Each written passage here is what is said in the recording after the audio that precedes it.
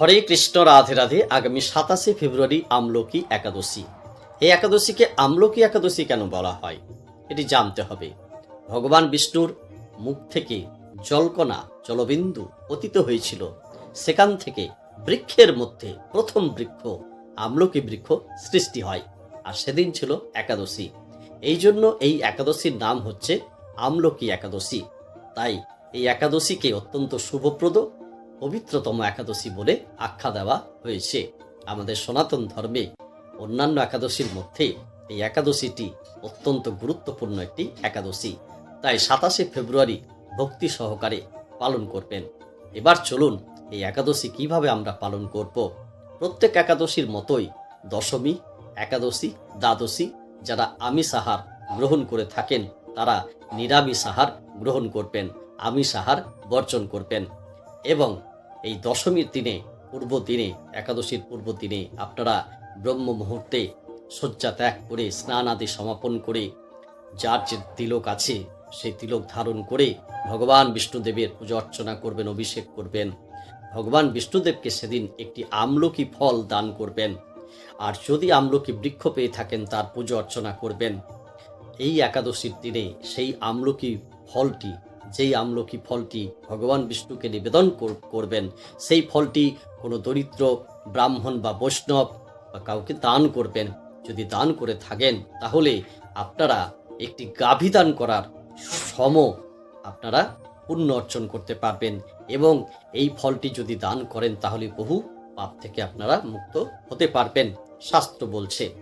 তাই এবারে বলি, এই আমলকি একাদশীর দিনে আপনারা বেশি করে হরিনাম সংকীর্তন, ভাগবত পাঠ, গীতা পাঠ, তারপরে তুলসীর আরতি, তারপরে একনাম সংকীর্তন করবেন। বিভিন্ন ভক্তি শ্রদ্ধা সহকারে আমাদের সনাতন ধর্মের যে রীতিগুলো আছে প্রত্যেক একাদশীতে আমরা করে থাকি, সেভাবে অবশ্যই পালন করবেন। এবারে চলুন আমরা জানবো এই একাদশীর পারণ। একাদশী পারণ তার পরের দিন 28শে ফেব্রুয়ারি। মনে রাখবেন 28শে ফেব্রুয়ারি দ্বাদশীর দিনে আমরা সকালবেলা 6:37 থেকে শুরু করে সকাল 9:15 মধ্যে সেরে ফেলব এই একাদশীর পারণ। এবং আমরা এই একাদশীর ব্রত মাহাত্ম্য কথা আমরা শ্রবণ করব সেই একাদশীর দিনে, বা দ্বাদশীর দিনও পাঠ করে আপনারা শ্রবণ করতে পারেন।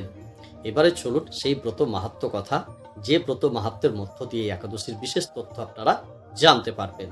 শুরু করছি একাদশীর ব্রত মাহাত্ম্য। যুধিষ্ঠির বললেন, হে কৃষ্ণ, ফাল্গুন মাসের শুক্লপক্ষের একাদশী যে নামে বিখ্যাত তা বর্ণনা করুন। শ্রীকৃষ্ণ বললেন, হে মহাভাগ যুধিষ্ঠির, মান্ধাত্তার প্রশ্নের উত্তরে মহাত্মা বশিষ্ঠ এই একাদশীর মহিমা কীর্তন করেছিলেন।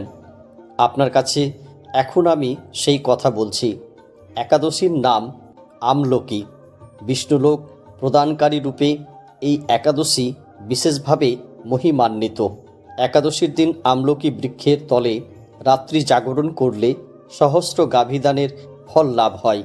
হে পাণ্ডুনন্দন, পূর্বে ব্রহ্মার রাত্রিতে দৈনন্দিন প্রলয় উপস্থিত হলে স্থাবর জঙ্গম সহ দেবতা, অসুর, রাক্ষস সব কিছুর বিনাশ হয়। তখন ভগবান সেরই কারণ সমুদ্রে অবস্থান করেন। তার মুখপদ্ম থেকে চন্দ্রবর্ণের এক বিন্দু জল ভূমিতে পড়ে। সেই জলবিন্দু থেকে একটি বিশাল আমলকি বৃক্ষ উৎপন্ন হয়। এই বৃক্ষের স্মরণমাত্র গোদানের ফল, দর্শনে তাহার দ্বিগুণ, এবং এর ফল ভক্ষণে 3 গুণ ফল লাভ হয়। এই বৃক্ষে ব্রহ্মা, বিষ্ণু আর মহেশ্বর সর্বদা অবস্থান করেন। এর প্রতিটি শাখা প্রশাখা ও পাতায় ঋষি, দেবতা, প্রজাপতিগণ বাস করেন। এই বৃক্ষকে সমস্ত বৃক্ষের আদি বলা হয় এবং তা পরম বৈষ্ণব রূপে বিখ্যাত। অতএব এই শ্রেষ্ঠ ব্রত সকলেরই পালনীয়। এখন এই ব্রতের একটি অদ্ভুত ইতিহাস আপনার কাছে বর্ণনা করছি। প্রাচীনকালে বৈদিশ নামে এক প্রসিদ্ধ নগর ছিল। এই নগরে চৈত্ররথ নামে এক রাজা রাজত্ব করতেন। চন্দ্রবংশীয় পাশবিন্দুক রাজার পুত্ররূপে তিনি জন্মগ্রহণ করেন। তিনি অত্যন্ত শক্তিমান ও ঐশ্বর্যশালী ছিলেন। শাস্ত্রজ্ঞানেও তিনি ছিলেন সুনিপুণ। তার রাজ্যের সর্বত্রই মনোরম আনন্দপূর্ণ এক দিব্য পরিবেশ লক্ষ্য করা যেত। প্রজারা ছিলেন শক্তিপরায়ণ, সকলেই একাদশী ব্রত পালন করতেন। তার রাজ্যে কোনো অভাব অমঙ্গল ছিল না। এইভাবে প্রজাদের নিয়ে রাজা চিত্ররথ সুখে দিন যাপন করতে থাকে। একসময় ফাল্গুনী শুক্লপক্ষের দ্বাদশী যুক্তা আমলকি তিথি সমাগত হওয়ায় রাজ্যের সকলেই এই ব্রত পালনের সংকল্প করলেন। ওই দিন প্রাতঃ স্নানের পর প্রজাদের নিয়ে রাজা ভগবান শ্রী বিষ্ণুর মন্দিরে যান। সেখানে সুবাসিত জলপূর্ণ কলস, ছত্র, বস্ত্র, পাদুকা, পঞ্চরত্ন ইত্যাদি দিয়ে সাজিয়ে স্থাপন করেন। তারপর ধূপদীপ দিয়ে যত্ন সহকারে মুনি ঋষিদের দ্বারা শ্রী পরশুরাম মূর্তি সমন্বিত আমলকির পূজা করেন। হে পরশুরাম, হে রেণুকার সুখবর্ধক, হে ধাত্রী, হে পাপ বিনাশিনী আমলকি, তোমাকে প্রণাম, আমার অর্ঘ্যজল গ্রহণ করো। এইভাবে দিনে যথাবিধি পূজা, স্তব, স্তুতি, নৃত্যগীত করে রাজা ভক্তি ভরে সেই বিষ্ণু মন্দিরে রাত্রি জাগরণ করতে লাগলেন। এমন সময় দৈবযোগে একটি ব্যাধ সেখানে উপস্থিত হয়। পূজার সামগ্রী সহ বহু ব্যক্তিকে একত্রে রাত্রি জাগরণ করতে দেখে সে কৌতূহলাক্রান্ত হলো। সে ভাবল, এসব কি ব্যাপার? বিষ্ণু মন্দিরে প্রবেশ করে বসে পড়ল। কলসের উপরে স্থাপিত বিষ্ণু মূর্তি দর্শন করল।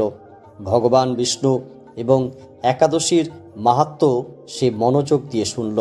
সারাদিন ওই ব্যাধ কিছুই আহার করেনি। এইভাবে ক্ষুধায় কাতর হয়ে সেখানে সে রাত্রি জাগরণ করল। পরদিন প্রজাসহ রাজা নগরের দিকে যাত্রা করলেন। সেই ব্যাধও তার গৃহে ফিরে গেল। এরপর এক সময় ব্যাধির মৃত্যু হলো। একাদশীতে রাত্রি জাগরণ ব্রত প্রভাবে সেই ব্যাধ পরবর্তী জন্মে এক রাজ্যের অধীশ্বর রূপে নিযুক্ত হলো। জয়ন্তী নামে এক নগরী ছিল। সেখানে বিদুরথ নামে এক রাজা বাস করতেন। ওই ব্যাধ বিদুরথ রাজার মহাবলী পুত্ররূপে জন্মগ্রহণ করেন। তার নাম হয় বসুরথ। 1,00,000 গ্রামের আধিপত্য তিনি লাভ করলেন। তিনি ছিলেন সূর্যের মতো তেজস্বী, চন্দ্রের মতো কান্তিমান ও পৃথিবীর মতো ক্ষমাশীল। বিভিন্ন সমগুণে ভূষিত বসুরথ পরম বিষ্ণুভক্তি পরায়ণ হন। এই মহাদাতা রাজা একবার শিকার করতে গিয়ে পথ ভুলে যান। গভীর জঙ্গলের মধ্যে ক্ষুধায় পীড়িত হয়ে তিনি ক্লান্তিবশত শুয়ে পড়েন। এমন সময় কতগুলি পর্বত নিবাসী ম্লেচ্ছ রাজার কাছে এসে নানাভাবে উৎপীড়ন করতে থাকে। রাজাকে তাদের শত্রু মনে করে তারা তাকে হত্যা করতে চেষ্টা করে। পূর্বে এই রাজা আমাদের পিতা, মাতা, পুত্র, পৌত্র সবাইকে মেরে ফেলেছে, আমাদের গৃহ ছাড়া করেছে। এই রকম বলতে বলতে ম্লেচ্ছরা রাজাকে হত্যা করতে উদ্যত হয়। তারা বিভিন্ন অস্ত্রশস্ত্র তাকে আঘাত করতে থাকে, কিন্তু আশ্চর্যের বিষয় তাদের সকল প্রচেষ্টা ব্যর্থ হয়। রাজার কোনো ক্ষতি তারা সাধন করতে পারেনি। তখন রাজার শরীর থেকে নানা অলঙ্কারে বিভূষিতা এক পরমা সুন্দরী স্ত্রী মূর্তি আবির্ভূতা হন। মহাশক্তিধারিণী ওই নারী অল্প সময়ের মধ্যেই সকল পাপী ম্লেচ্ছকে নিধন করল। রাজার নিদ্রাভঙ্গ হল। এই ভয়ানক হত্যাকাণ্ড দেখে রাজা অত্যন্ত বিস্মিত হলেন। তখন বলতে লাগলেন, আহা, আমার শত্রুদের হত্যা করে কে আমার প্রাণ রক্ষা করল? এমন কৃপালু কে আছে? আমি তার প্রতি আমার কৃতজ্ঞতা প্রকাশ করছি।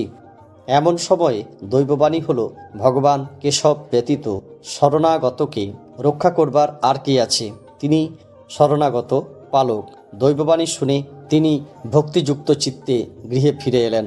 তারপর প্রজাসহ মহাসুখে ইন্দ্রের মতো নিষ্কণ্টক রাজ্য ভোগ করতে লাগলেন। বশিষ্ঠ বললেন, হে রাজন, যে মানুষ এই পরম উত্তম আমলকি একাদশী ব্রত পালন করেন তিনি নিঃসন্দেহে বিষ্ণুলোক প্রাপ্ত হন।